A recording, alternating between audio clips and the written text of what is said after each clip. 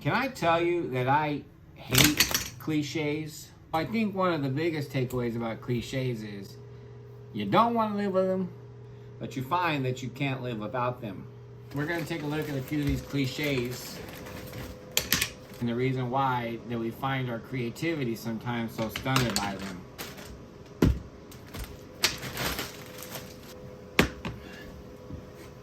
I think the biggest problem with cliches is whenever we're trying to do something creative, I really hope I don't drink out of this or my brushes.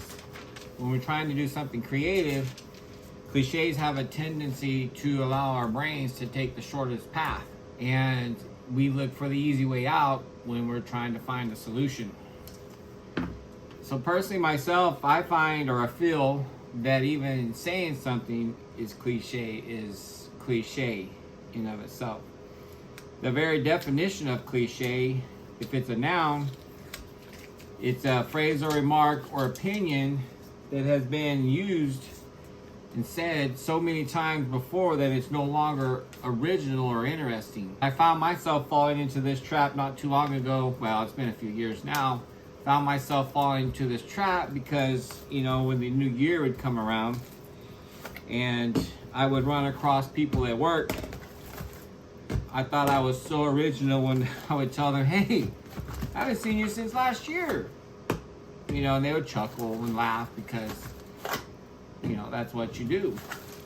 They were just humoring me because it's not original, but I was treating it as original, if you know what I mean. And so that's where we find ourselves very often with cliches, is they're said so often and so much that they have now become part of our everyday conversation that it is no longer original, but it's just accepted, something that we're just gonna say. So another thing about cliches is the adjective itself. It's something that has been said, used, or done so much and so often that it's no longer original and not interesting. You see this a lot with stories, with problem solving. We just allow ourselves to default to whatever has become common or normal or just everyday. So a very common cliche that we hear a lot, especially when someone is trying to accomplish something or to achieve a new goal or to impress the boss at work or bosses, and that's saying, I gave it 110%. Well, you can't give more than 100% of anything. And so, in trying to impress those around us, we're going to say, well, I gave it 110%. No, you didn't. Maybe you gave it your all, but you definitely did not give it 110%. So we've heard the phrase 110% or 105% or gave it more than 100% so often, we take that person's word at face value that, yeah, they must have given it more than 110% because they just told me they did. Another common phrase that we hear a lot, actually these next three, they could be combined, and that would be basically, and I think that you might find, or you probably hear this more often when somebody is talking to someone who they might perceive as not as smart as them. So they'll explain themselves and then they'll add in basically and then try to somehow simplify it again when they probably just should have simplified it from the start. So basically what I'm saying is cliches are all around us, and you and I are not going to get away from them anytime soon. But what if we were to take these cliches and instead of just defaulting to them when it comes to creativity, what if we took those cliches and we used that as a place to start the creative process? Not finish it, not get there and, I've arrived because I'm writing this story. I'm going to do such and such with my villain.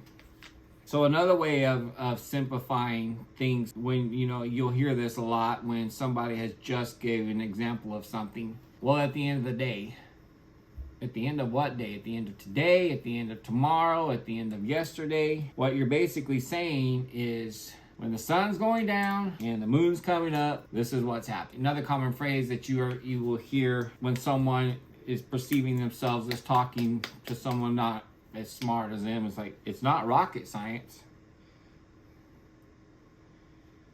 In a way, that can probably be perceived as an insult. And that's why I said these previous three statements, you can almost combine them together and it's going to be its own cliche. You know, basically, at the end of the day, it's not rocket science. What have you done? You've just taken some of the most common cliche phrases. You've just created a run-on sentence cliche. So at the end of the day, you haven't said anything new. Another common cliche that I actually hear this in conversation a lot. Well, it is what it is. And then, you know, they like to follow it up with, of course, unless it is what it isn't. When you're having a conversation with someone and you're trying to give them the facts, you just, see, look at that. I can't even get away from it. It's cliche. It is what it is. I'm smart.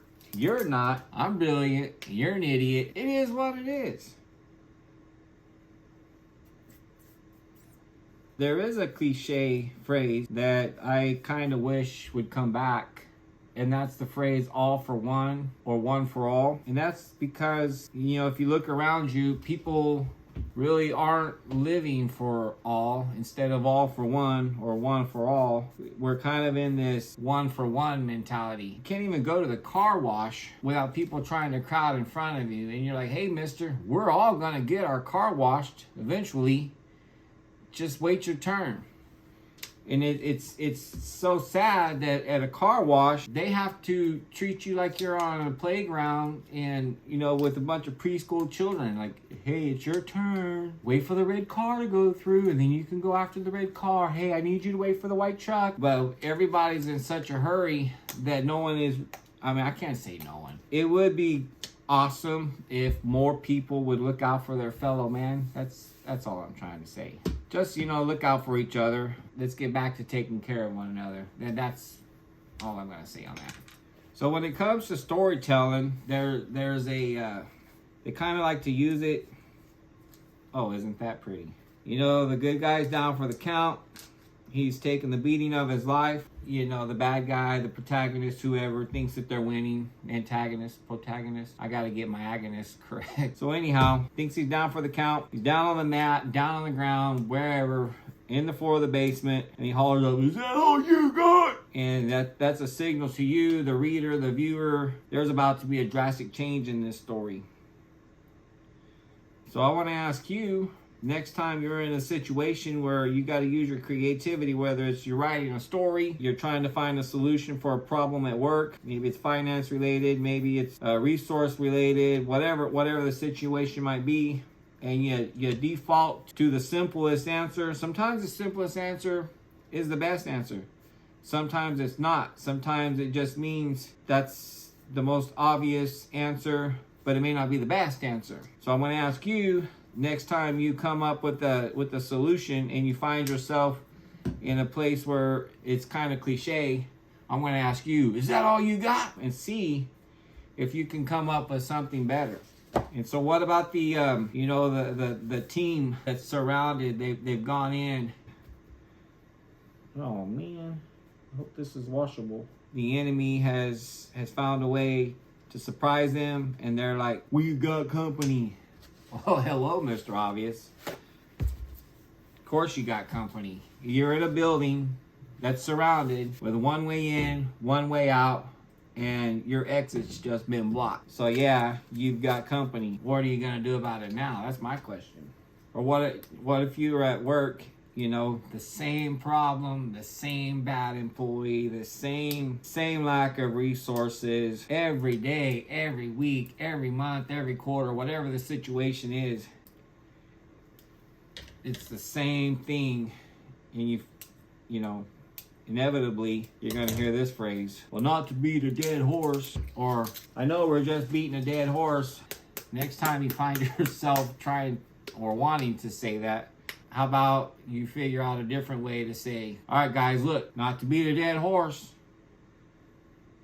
You know, this multitasking stuff isn't as easy as people make it out to seem. So not to beat a dead horse, let's find other ways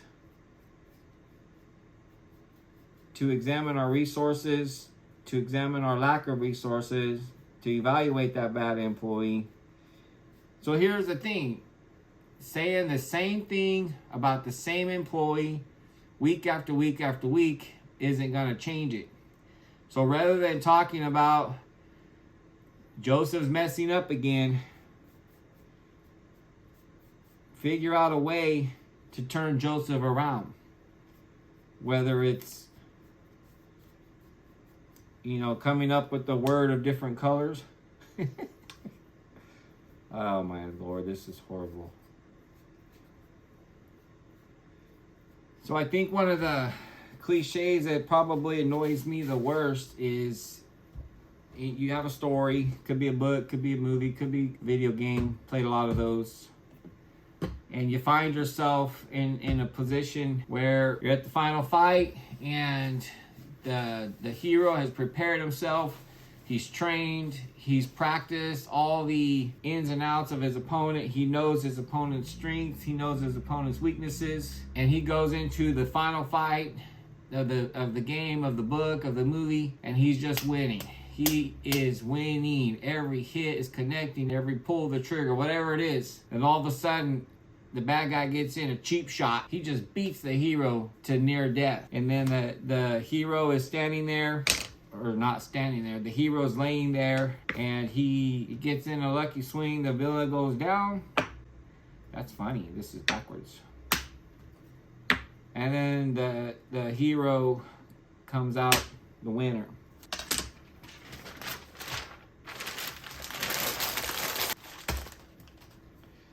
So,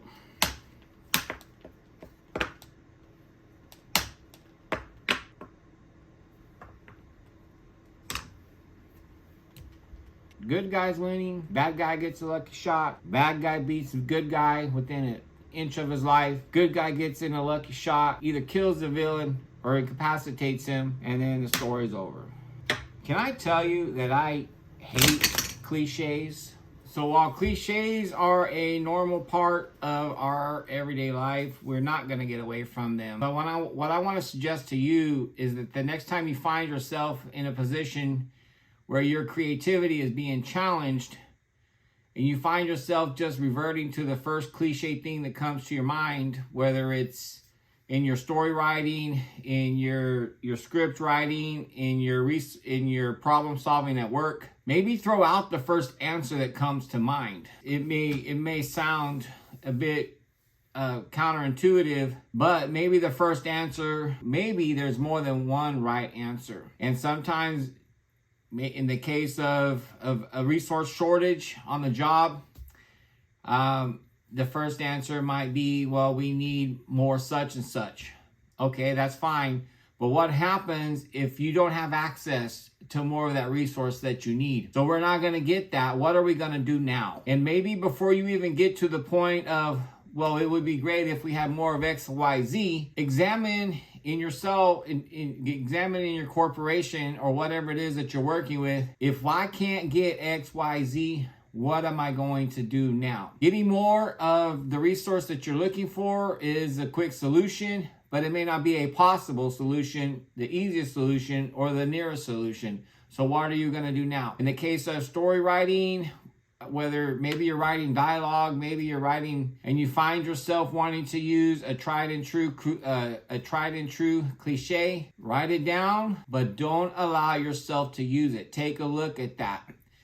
When, for example, when you say a bird in the hand is worth, the classic answer is two in the bush. And the reason is, well, I've got this bird here, so it's definitely worth more than the other two that's over there, when it would be great if you had all three birds.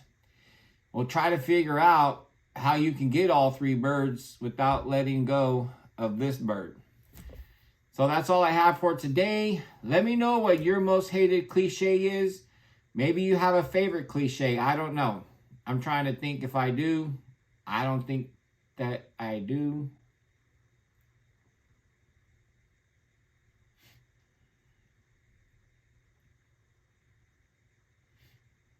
So I will have to explore that in myself to see if I have a favorite cliche. But whenever I find myself using cliches, I try to avoid using them and I try to find alternatives. So if you're looking for a way out of the cliche, take a cliche and try to rephrase it or just throw it out altogether. And ironically, this entire video is a cliche. I'm out.